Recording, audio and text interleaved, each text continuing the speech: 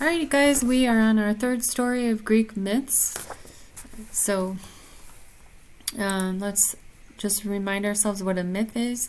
A myth is a fictional story once thought to be true, explains things in nature, teaches a moral lesson, educates listeners, and they're stories with supernatural beings and heroes as characters.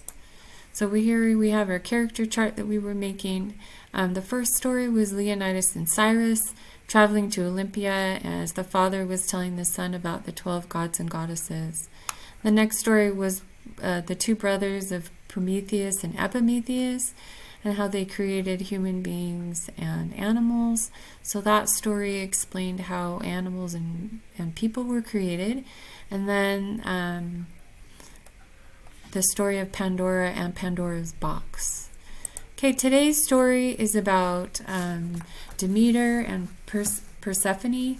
And Demeter is one of the goddesses that lives in Mount Olympus, and Persephone is her daughter. So we also have Hades as a character who lives in the underworld, Helios, and so we'll fill that in later when we find out what he does, and then Cerberus, and we need to figure out who Cerberus is an animal, and so we're going to be looking at that. Listen carefully to find out if this myth helps us explain something in nature or teach a moral lesson. Okay, so here is Persephone, and that is Demeter in the background, and this is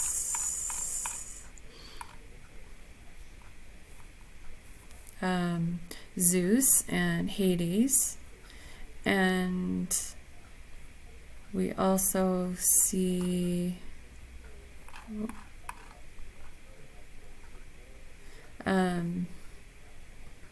Helios in this one. Okay, all right, let's go ahead and start.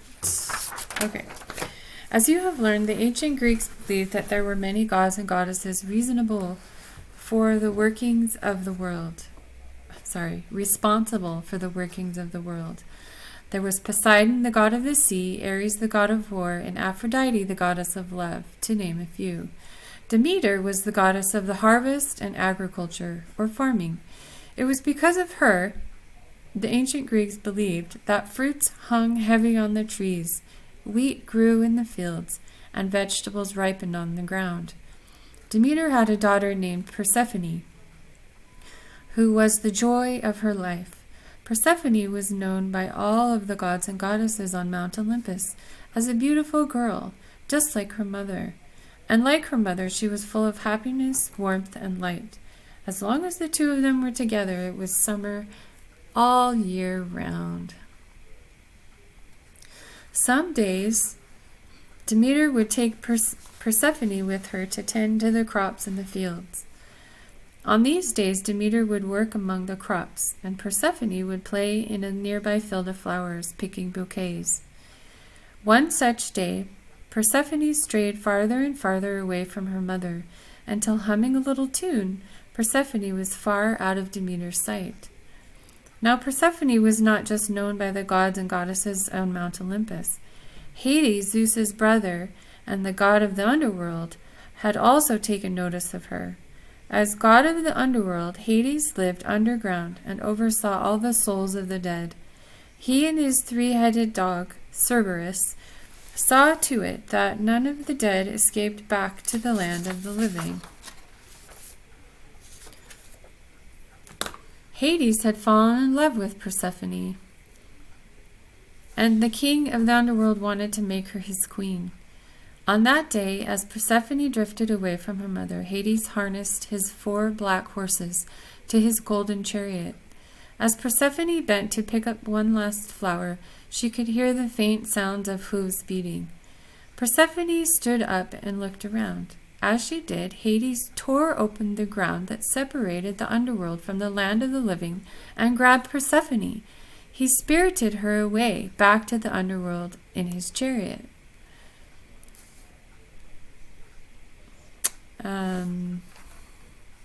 I forgot to show you the vocabulary that we were going to be listening to today. And spirited is one of those vocabulary words. Carried off mysteriously or secretly. When you think of spirited, you usually think of like going to a baseball game or a football game, and everybody has spirit, and they wear their shirts that have the colors of the team, but that is not what this means in this story. Persephone was carried away, was spirited away.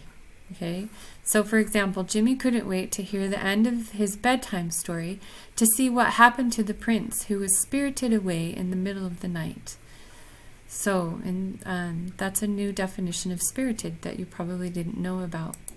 The other words that are in the story that you are going to hear is bountifully, which means in a great amount or in bounty, abundantly.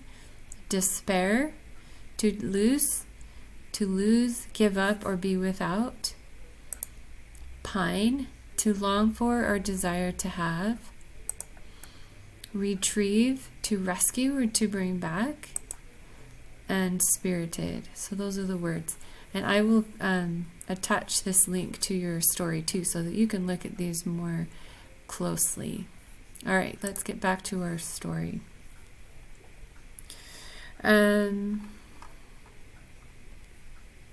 As the sun began to set, Demeter finally stopped her work in the fields. "Persephone!" she called out, ready to take her daughter home. There was no answer. Thinking that perhaps Persephone had not heard her, she called out again. Demeter heard nothing but the chirps of evening crickets, and then she began to worry. Demeter searched all night, calling for her daughter, but no matter where she looked or how loudly she called, she could not find Persephone. As the night wore on, Demeter began to look older. Wrinkles formed on her face. Her body grew crooked, and she moved more and more slowly. By the time the sun came to the next day, Demeter was no longer full of happiness, warmth, and light, but was a bent old woman. In her night of searching, Demeter had not found Persephone, and so she turned to the sun god Helios, who during the day sees all, and asked for help. "Oh, Helios," there's Demeter in her olden state. "Oh, Helios," Demeter said, "have you seen my daughter, Persephone? Do you know where she has gone?" "Hades has taken her down to the underworld to be his queen," Helios replied. Upon hearing this, Demeter began to despair. How was she to ever retrieve her daughter now? Demeter began to weep for her lost daughter, and in her sadness she forgot to tend to the crops in the fields. The grass turned brown, the wheat stopped growing, and soon there was no more food on the earth for the animals and the people to eat. Every tree, vine, and field was bare. Even the gods received no more offerings, for the people did not have any food or meat to spare. After some time, Zeus saw that the people would starve if something was not done. Only gods and goddesses could go to the underworld and then leave. So Zeus traveled to the underworld to persuade Hades to let Persephone go. "Hades," he said, "if you do not return Persephone to her mother Demeter, nothing will grow on the earth, and people will starve." "I will gladly return her," Hades said, "if she hasn't eaten anything." "You know the rule, Zeus. Whoever eats of the food of the underworld or drinks of its water must stay forever." Zeus and Hades looked at Persephone, waiting for an answer. Had she eaten the food of the underworld? Persephone began to cry. "I ate 6 pomegranate seeds," she said. A rule was a rule, but Zeus knew that if Persephone remained in the underworld, nothing would grow on earth again. So he made a deal with Hades. For each seed she has eaten, Persephone will stay 1 month in the underworld as your queen. For the rest of the year, however, she will live on earth with her mother Demeter.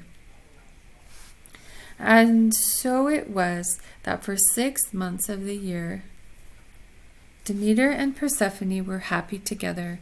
Fruits, wheat, and other plants sprouted from the ground, and it was spring.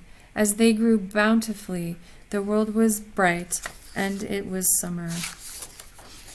During those 6 months that Persephone lived in the underworld, however, Demeter would ignore all of the crops on earth and would pine for her daughter. The leaves would fall off the trees in autumn and would be bare in winter, while Demeter longed for her daughter. Once Persephone was returned to Demeter, it would be spring again. So this story does explain some things in nature, just like the myths do.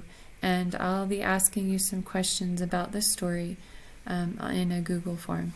Okay, so look for that in your calendar.